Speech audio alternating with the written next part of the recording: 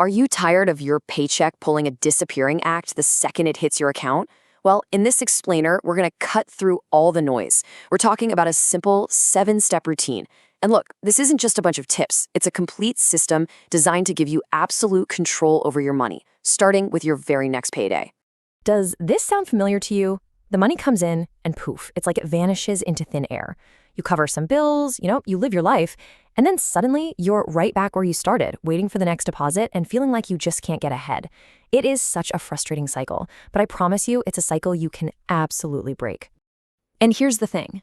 Getting a handle on your finances isn't some big secret that's only for the wealthy. It's a system. It's a clear, repeatable process that you can use every single time you get paid to build real stability and, yes, real wealth. And today, that's exactly what we're going to do. We're building that system, step by step. So, what's the game plan? Well, our journey today has 4 parts. First, we're going to build our financial fortress. Gotta have a secure base, right? Then we'll start the ascent by clearing the path to wealth. After that, it's all about planting for long-term growth. And finally, we'll put the whole thing on autopilot by mastering your financial system. Sound good? Let's jump in.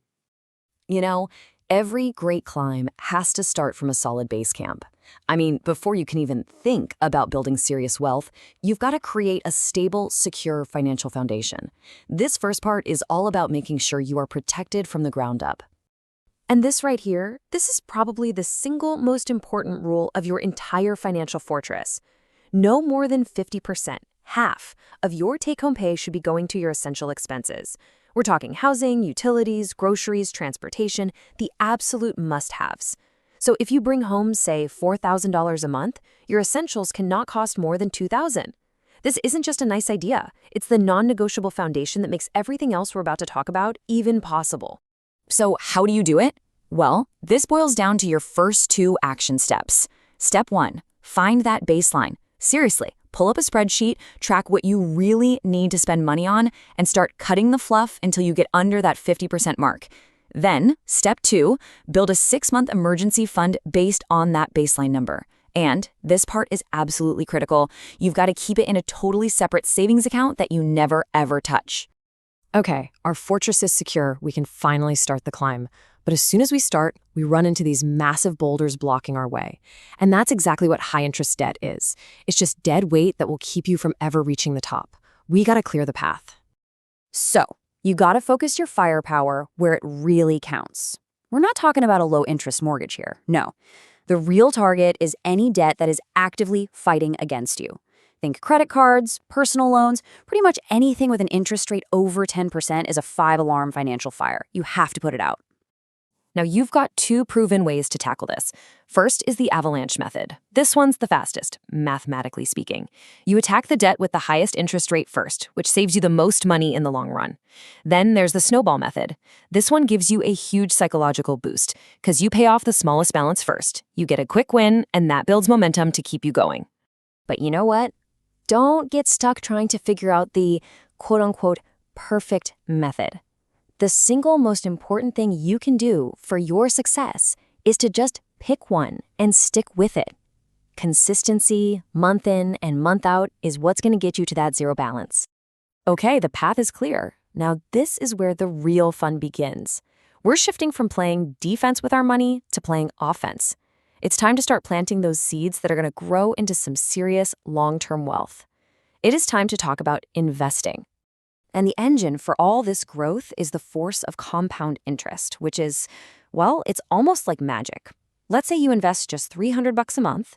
After 10 years, you'd have around $50,000. Not too bad, right? But after 30 years, that same $300 a month could balloon to over $400,000. That's the mind-blowing power of time. The longer your money works for you, the harder it works. So where does that investment money go? I want you to follow this exact priority list. First things first, contribute to your employer's 401k up to their full match. This is literally a 100% return on your money, instantly. You cannot leave free money on the table. Second, after you've got the match, contribute to a Roth IRA. That's an account where your money grows and can be taken out completely tax-free in retirement. It's huge. And finally, if you still have more to invest, you can open a standard brokerage account. And how do you invest? You use a really simple but incredibly powerful strategy called dollar cost averaging. It sounds fancy, but all it means is you invest the same amount of money on the same day every single month. You don't try to guess what the market's going to do, you just buy consistently, which smooths out all the crazy ups and downs and keeps you on the right path. All right, you have built your fortress, you've cleared out the debt, and you've started investing. We are on the home stretch. Now it's time for the pro moves, the things that turn all this hard work into an effortless, self-sustaining system that basically runs on autopilot for the rest of your life. To get to that pro level, you first have to really understand a key concept: opportunity cost. All it means is that your time is a limited and super valuable resource. Every single hour you spend doing one thing is an hour you can't spend doing something else, like earning more money or, just enjoying your life.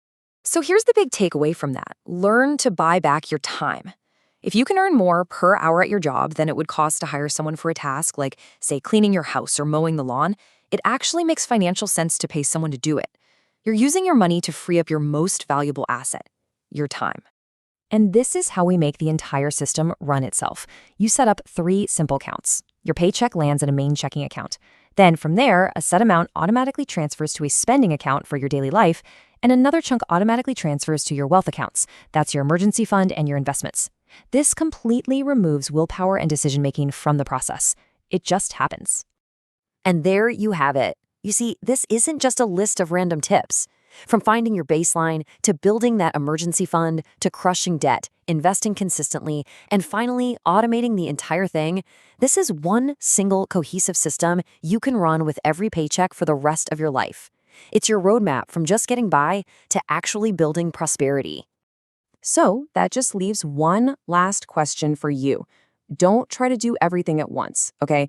Just looking at this whole system, what is the one single step that you can set on autopilot with your very next paycheck?